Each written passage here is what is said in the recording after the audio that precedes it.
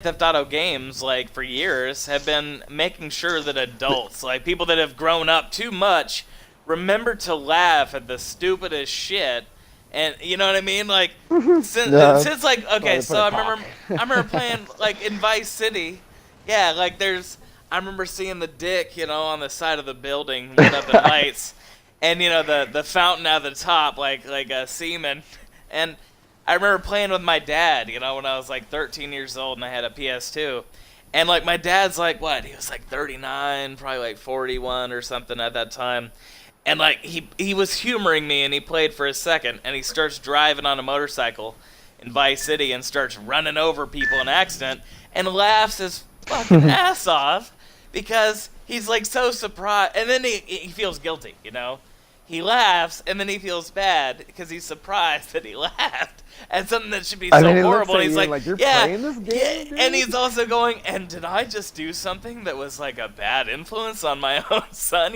It's like Rockstar has been making sure that like adult males, especially if not just adults, have been able to get into this world where they remember to like to be immature and think like a kid again because only then can we like focus our lens, our vision to be able to properly see pieces that are so obscure but so simplistic that they've been right in front of our faces the whole time.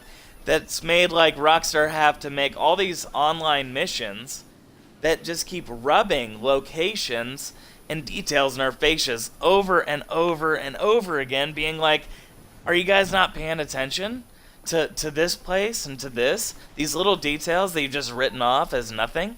Like, these are actually the real pieces of the puzzle. Are you just beginning to actually pay attention to the puzzle? Maybe so. How crazy it's been 3 years and you've just started to fucking solve the puzzle.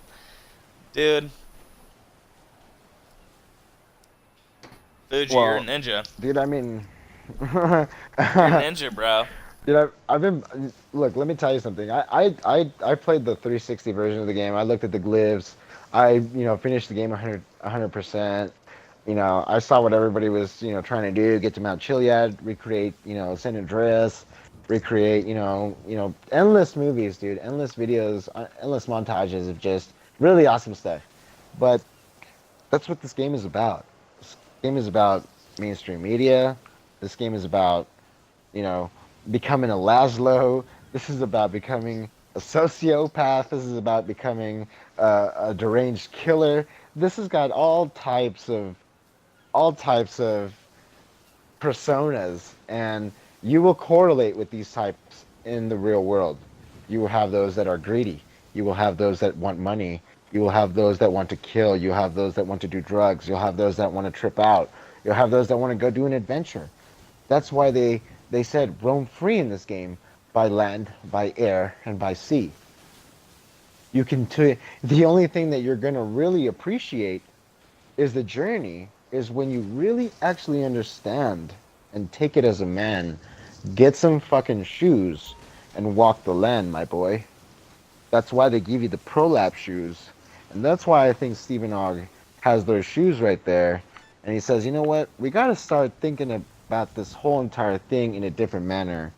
Because if you haven't gotten it, I'm just going to put it out there. Tennis shoes, nothing else. As long as you got fucking your feet, you don't got to use no vehicles. I mean, I'm pretty sure the Mystery Guru team or the Chiliad Guru Mythbuster has looked into the files, has seen, Trippy, I'm sure Robin Rams, I'm sure everybody in the community has taken a look at the files. Everybody teleports, everybody goes to a certain place, certain time. I saw one of the videos that overlaid a map, and I'm not bashing on these guys. These guys have done a lot of work. They've gotten me mixed into the mystery. It's what opened my eyes because everybody was talking about anomalies. Everybody was talking about weird stuff that was happening with the game that shouldn't happen. I mean, we were playing with Kairos yesterday, and Illuminati, um, and dude, I mean, a car just fell out of the sky, and we were like at the top of the iceberg. I mean, like, what was that? A UFO? I mean, we didn't record it, and I'm not trying to say that, it didn't happen or anything. I mean, if in this case, it did not happen because we did not record it, but I've got a witness with me, and Obviously, it always happens in two. When you're with your best friend, you see a UFO. Holy shit, man! That's obviously no. You're totally crazy, dude. Like, yeah, yeah, right. That could have may have been, but maybe it was something in the sky. It could have been a balloon. That's always that raises the doubt. If you doubt yourself, you're never gonna know the truth. What this map holds, how you have to fold it, how you have to look at it, how you have to study it. Topography. Why would they give you topography, green, brown, the colors of the map, the trails, dark brown? When you're looking at the trails, you've got dark red, you've got a big red X. That means you've got a clue. You got to go look at something important there. That doesn't mean that the X, where the X marks the spot, that's where you got to go, and that's where you go get the prize. What this is basically telling you is that you got to pick up the pieces. You got to take a notebook. You got to be a detective. You got to not leave anything out. Write everything weird in this game that you see. Segregate, rearrange every sign, everything that is visual. Segregate and rearrange.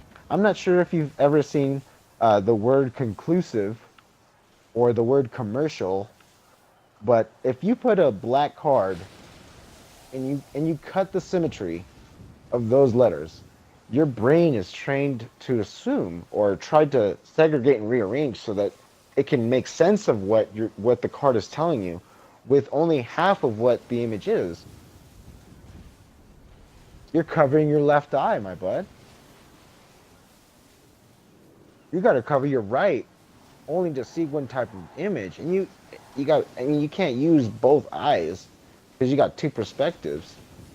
You got to obey and you got to disobey. So when I started looking at the map and I started folding it, if you look at where it says underground, and you look at the LST and you look at the way of the map, right? And I showed you these pictures on your Twitter. I mean, these were real life maps that have been solved since, you know, since the dawn of time. These are normal game puzzles. I'm gonna take you there. I'm gonna take you there. If I can get it right. You know what? Do we have a sub? Can we get a sub? We can get a sub. I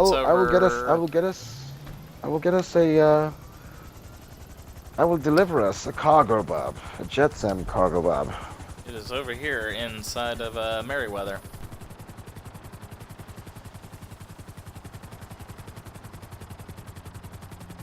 Okay, so they obviously don't want you to get this right, They're trying to make this really hard for you not to get it, okay? There are very many walls. If you look at the algorithm that this game was created in, oh god, I think this won't let us go forward. If you were to look at all the math, dude, just do the symmetrical circumferences, put the clock on top of Mount Chiliad like some have done, Even if you take a look at or listen to the music that they put in, most of Hollywood, yeah, there you go. Music like that, man. Music like that will catch your eye. If you watch that song, you've got San Andreas. You've got 7 years of San Andreas history. You've got so many creators working on their own representation. And how is it that Red Hot Chili Peppers landed a song that would speak the Bible in such a sense that you would get a theory out of the whole entire vision of what is a construct, what they have been feeding us, who to look at as, who we feed as the evil in the bank, which totally comes back to, and totally irrelevant to this game, but Pizzagate, how it's a whole entire conspiracy and all that stuff. Real conspiracies in the game happen like real conspiracies do in the game. Like how you live your life is exactly how you live the game here. If you're not gonna mess with anybody, you're gonna go treasure hunt. then obviously you've got challengers and players that are going to come after you. They're going to come ruin your mission. You've got to start all over again. You've got different colors of the map. Okay, you've got like I said, got green, purple, orange. I was watching the Meaty Games, which created the first 3D puzzle game, and it wasn't Wolfenstein 3D. It was one of the games along that came out with Battlezone. And one of the people that created it was really in ties with was with Hauser and the way Hauser made the puzzle. But think of it like this: if I was your uncle and I gave this really awesome design, this architecture, this algorithm, this construct, and I gave it to people who did not understand how to use it and put it out into the world to make money, they didn't do a really good job because they've had previous games to test on betas, and we obviously have people who try this stuff out, the consumers, and they get the final product. It takes years and years and years of psychology, years of things, and that you would never think of as to what happens in the real world in order to create this game. So much thought has gone into making this game, at least more than 10 years. This has had more than 10 years in the mind. If we're talking about 88, you're talking about you're taking an Austin Powers trip, going blast from the past. Yeah. That's why I kept looking at Lester's house and thinking 88. Okay, well, they put blast from the past. They have you go back in time. They want you to take the Epsilon tractor. They want you to take a look at the meaning of an alien buggy that looks like the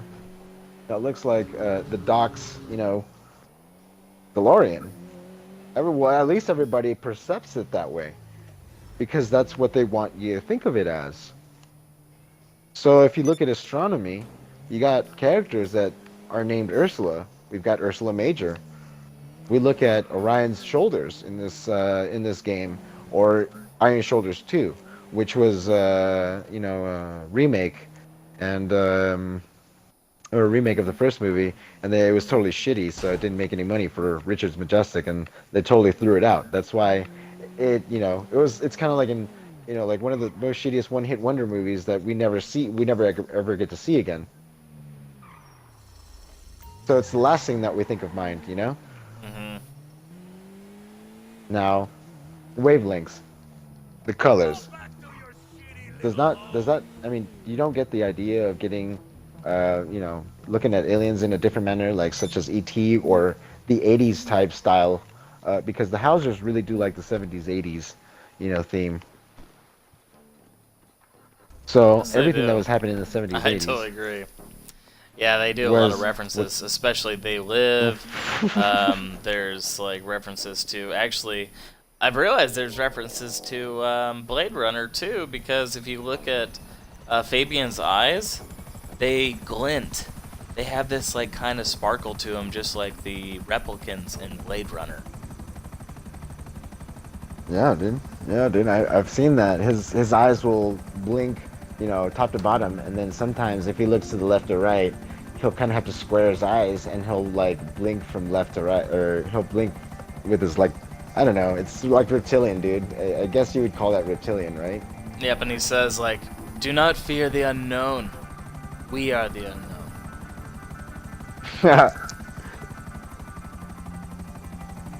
So, going back to that, had reminded me, E.T., 88, what else was done, in 10 years of 77, and how many games of, mazes came out in that.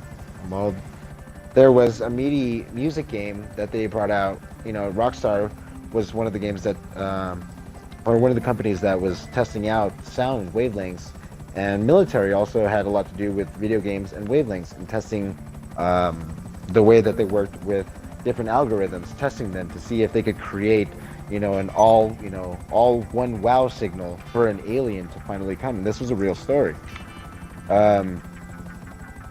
So that never was successful or